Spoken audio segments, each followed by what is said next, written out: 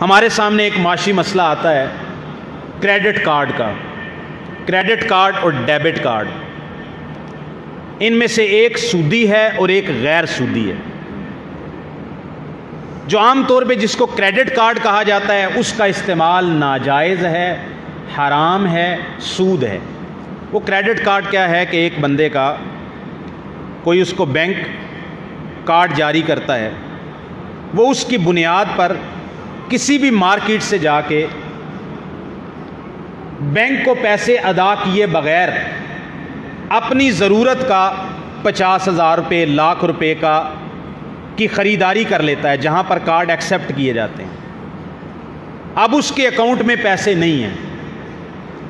Bank نے یہ شرط رکھی ہے کہ اگر 1 مہینے کے اندر اندر تو ادائیگی کر دے، یعنی اپنے بینک اکاؤنٹ کے اندر اتنی پیسے تو ڈپازٹ کروا دے، تو تجھے اس پر کوئی اضافی قیمت ادا کرنی نہیں پڑے گی. لیکن 1 مہینے کے اندر اندر کریڈٹ کارڈ پہ خریداری کی ہے، اکاؤنٹ کے اندر پیسے اتنے نہیں ہیں، اس نے بینک کے بھروسے پر خریداری کی ہے اور اگلی اس کو کمپنی نے یا جس اس نے مارکیٹ سے خریداری کی ہے انہوں نے بینک کے بھروسے پر اس کو دیا ہے، انہوں نے پیسے بینک سے لیے ہیں، اس کے اکاؤنٹ میں پیسے نہیں ہیں، اس نے کریڈٹ کارڈ پہ خریداری کی ہے. اگر یہ 1 مہینے کے اندر اندر پیسے اپنے اکاؤنٹ میں ڈپازٹ کروا دیتا ہے تو اس کو کوئی جرمانہ نہیں پڑے گا. لیکن اگر یہ 2 مہینے بعد ادا کرتا ہے تو اس کو 50,000 کی بجائے 55,000 روپیہ ادا کرنا پڑے گا.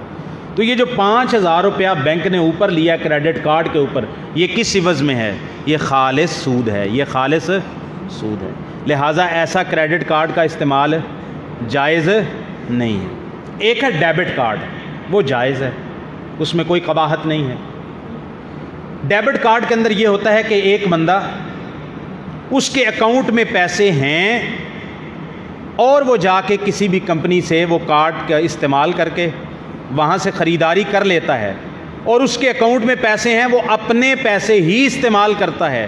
لہٰذا اس میں نہ کوئی تاخیر پر ادائیگی ہے، نہ کوئی ادھار ہے، نہ کوئی ادھار کے اوپر سود ہے.